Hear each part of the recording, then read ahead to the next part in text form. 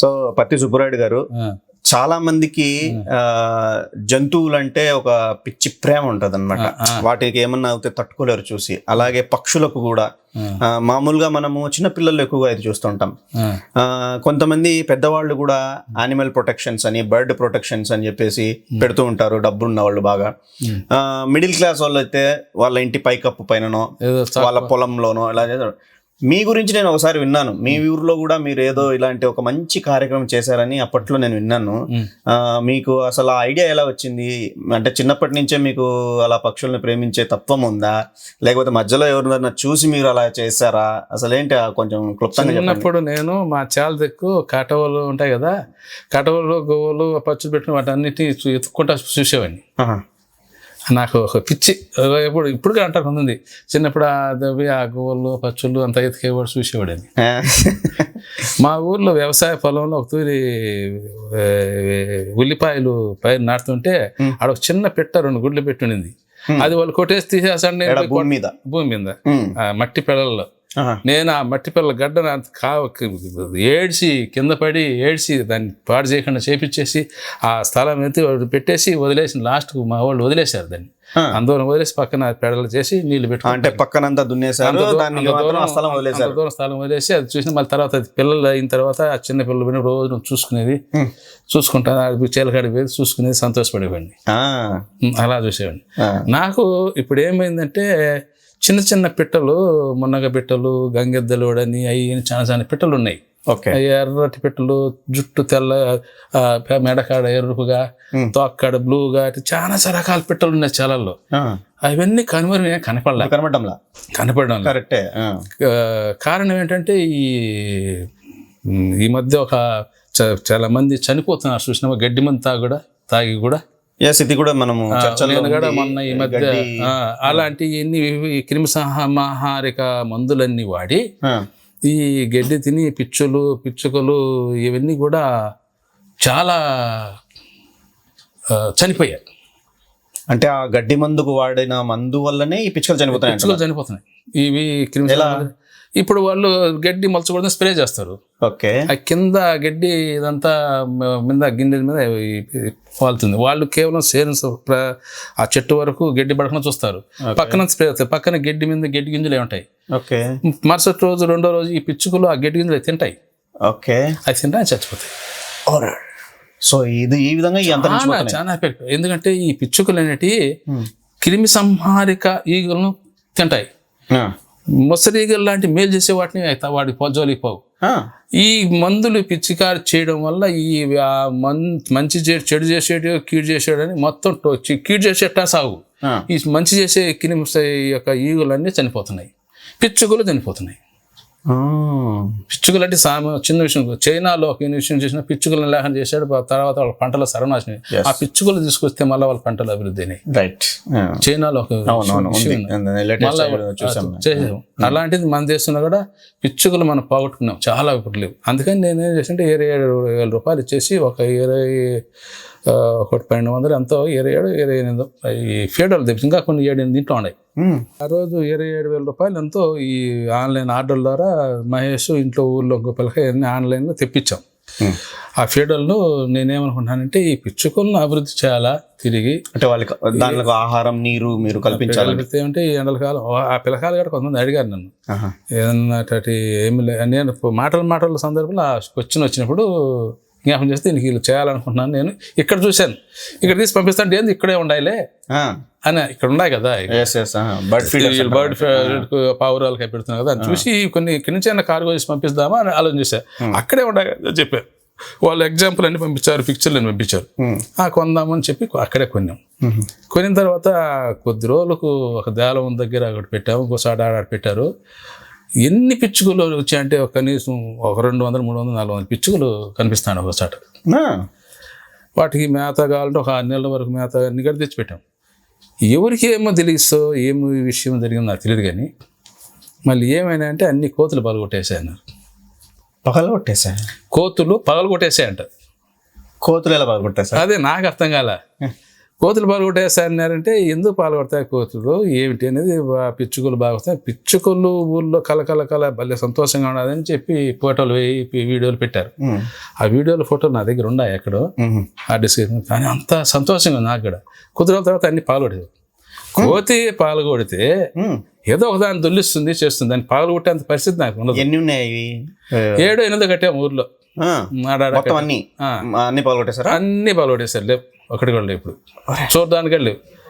నేను అనుకున్నా రాత్రుల్లో ఎవరో పాల్గొట్టారు, కోతి కాదు పెద్ద కోతులు పాల్గొట్టాయి. పెద్ద గండు కోతులు ఏమయ్యి రాత్రుల్లో కొట్టే కోతులు అయ్యి కొట్టినాలనుకున్నాను.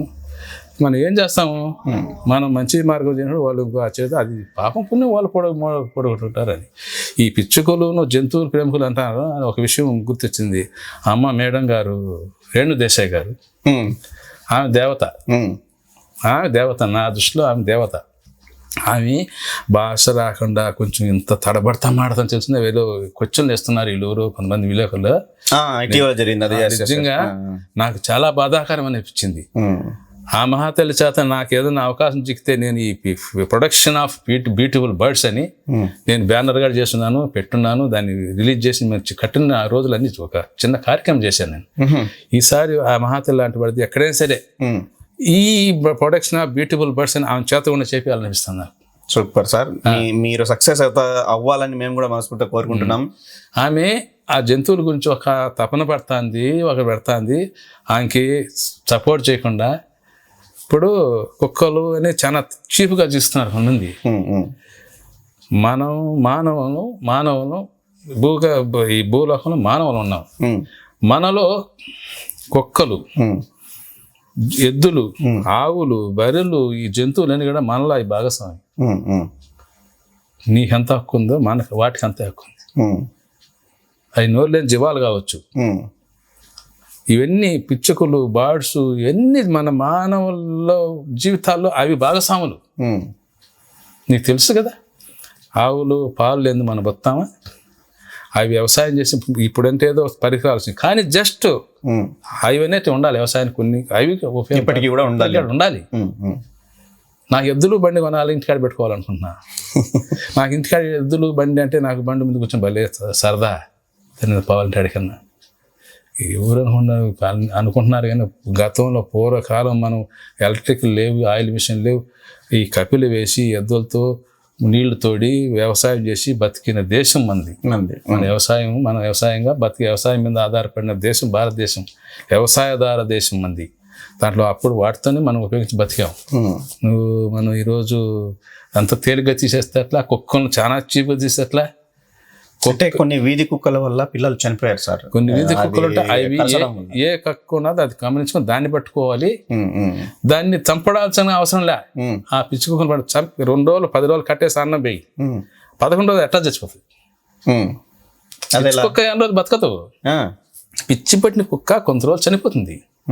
దాన్ని మనం చంపాల్సిన అవసరం లేదు. దాన్ని పట్టి కట్టేసి గట్టిగా కట్టేసి ఒక చాట కట్టేసి దానికి రోజు అంత పీడ్స్ అన్నం వేయి.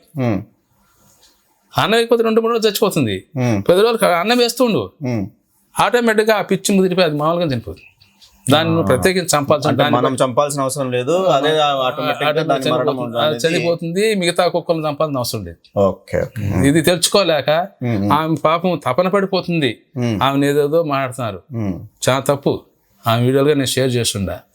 ఆమె షేర్ చేసిన ఆ మహాతల్లి చేసుకుని నేను చాలా గొప్ప. నేను అది ఎవరికి ఉంటుంది ఆ ప్రేమ? ఆమెకి అంత ప్రేమ పడుతున్న పాపం. ఆమెకి లాంగ్వేజ్ కూడా కొంచెం పూర్తిగా మాట్లాడలేక తడబడతా మాడుతుందంటే ఆమెకి ఎంత బాధ ఉంది తెలుసా ఆ మనుషులు. గ్రహించుకోలేకుండా ఇప్పుడు అసలు ప్రజలు చాలా మంది ఇన్ని ఆలోచన చేయడం వల్ల కలిసి ఏందో అంటున్నారు. ఇప్పుడు తల్లిదండ్రులు కూడా పెద్దోడు నా చూసిన మనం న్యూస్లో, పెద్దోడు నువ్వు అన్నదాసం చేసేస్తాడు, మీరు 70 చేస్తా పో అన్నారు. అంటే మానవత్వం లేదు. కుక్క అంటే ఏమనుకున్నామండి, మనం లేదు, అది మనల్ని కాసుకోని ఉంటుంది, మన మీద కాసుకుంటుంది అని పెడతారు. ఇంకొక విషయం తెలుసా, కుక్కల గురించి చెప్తాను. ఇంకొక విషయం, పూర్వకాల పెళ్ళిళ్ళు ఎక్కడ జరిగాయండి? పెళ్ళిళ్ళు ఎక్కడ జరుగుతాయండి పూర్వకాలం? ఇళ్లలోనే కదా, దేవాలయంలో, ఇళ్లలో, మన ఇళ్లలో జరుగుతా వచ్చినాయి. లేదంటే ఇంట్లోనే జరుగుతాయి, ఇంట్లోనే లేదంటే ఎక్కువగా దేవాలయం జరుగుతాయి, అనుకూలంగా దేవాలయం జరుగుతాయి. ఇలాంటి ఎన్నో జరుగుతాయి. Yes. మండపాలు చేసేవాళ్ళ ఇలా లేదు, ఇప్పుడంటే జనరేషన్ మారింది, అందరూ కళ్యాణ మండపాలకు వెళ్ళిపోతున్నారు. ఊర్లో పెళ్లి చేసుకున్నాడు, 10 మంది వచ్చి భోజనం చేస్తారు, కుక్కలు ఎంతో ఆశపడతాయి ఆ విస్తరాకులు ఇస్తే తినాలని. Okay okay. కుక్కలు ఎంత ఆశపడతాయి అంటే ఆ ఇంట్లో అన్నం తిని నీ దగ్గరికి తోకలాడతాయి, నీ పెళ్ళికి నేను అన్నం తిన్నా నీ ఇంటి తోకలాడుతూ నీ ఇల్లు తిరుగుతుంది ఇంటికాడికి. ఆ కుక్కలు ఇంటికాడ తినండి 10 రోజులు, కానీ ఇంకా అప్పుడప్పుడు పెళ్ళి అయితే ఈయన ఇంకా తెస్తే ఇంకో పెళ్ళి ఆడికి వెళ్తాయి. ఎంత ఆశ ఉంటాయి వాటి తెలుసా? ఇప్పుడు అలాంటి కుక్కలకు ఏ ఆశ లేదు, పెట్టి దిక్కు లేదు తెలుసా? ఇది చాలా మంది తెలుసుకోలేకుండారు. వాళ్ళకు కుక్కలకు అలాంటి మన మీద ఆధారపడి వాటికి ఒక పెట్టలేని పరిస్థితి ఏర్పడింది. ఈ పైన మండపాల్లో హై క్లాస్గా చేసుకుంటున్నాడు. కానీ ఊర్లో నిన్ను కాసుకొని నీ మూగజేవు ఒకటి నిన్ను కాసుకొని మూగజేవు ఒక పెట్టలేకుండా ఏం లాభం అండి? కరెక్టే సార్. సో జంతువుల మీద మీకు ఇంత ప్రేమ ఉందని మాకు కూడా తెలియదు, ఇప్పుడే తెలుసుకున్నాము. అలాగే ఫీడర్లు చేయాలని ఉండాలి, ఇంకా నేను వదలడం లేదు. మాషాల్లా. కొన్ని తిరుపతిలో కొన్ని ఒకరికి ఇచ్చిన ఆడ పిచ్చుగులు 5 బ్రహ్మాండంగా ఉన్నాయి. మాకు తెలిసిన ఒక స్నేహితుడు కూడా రాయచోట్లో ఇలా బర్డ్ ఫీడర్స్ ప్రతి ఎండాకాలంలో వాటికి నీరు ఆహారం అందిస్తుంటారు. వాళ్ళకి ఏదైనా సహాయం కావాలంటే మీరు చేస్తారా సార్? చేస్తాను. అలా చేసేవాళ్ళు మళ్ళీ జన్మంటే ఒక మహారాజుగా పుడతారు. Thank you sir. వాళ్ళు ఊరు కూడా ఈ పక్షులకు జంతువులకు చేసేవాళ్ళు. ఇప్పుడు ఆ అమ్మ పేరు రేణుదేశాయ్ గారు చేస్తాం కదా, మరో జన్మ అంటుంటే ఆమె ఒక దేవతగా ఎక్కడో పుడుతుంది, గొప్ప స్థానంలో పుడుతుంది. అందరం అలాగే ఆశించాలి. మనం కూడా నువ్వు రాయచోట్ల చేస్తున్నా కదా, మరుజండు ఆయన ఒక పెద్ద రాజు, పెద్ద గొప్ప మహానుభావుడు అయి పుడతాడు. పుణ్యం అంత మహాపుణ్యం, అంత గొప్ప పుణ్యం సంపాదించుకునే వాళ్ళం అవుతాం. చిన్న విషయం తెలియదు ఇప్పటి జనరేషన్ తెలియదు. సో మీ యొక్క సేవా గుణాన్ని ఆ వ్యక్తి ద్వారా నేను పరిచయం చేపిస్తాను. వాళ్ళకి ఏదైనా ఒక 5-6 బర్డ్ ఫీడర్స్ కు సంబంధించిన వాటర్ బాటిల్స్ ఇక్కడి నుంచి తీసి పంపిస్తాము, లేదంటే వాళ్ళు నేను ఆన్లైన్ తెప్పించి వాళ్ళకి ఇస్తాం. Thank you sir, thank you very much. ఇప్పుడు ఒక ముఖ్యమైన క్వశ్చన్ ఉంది.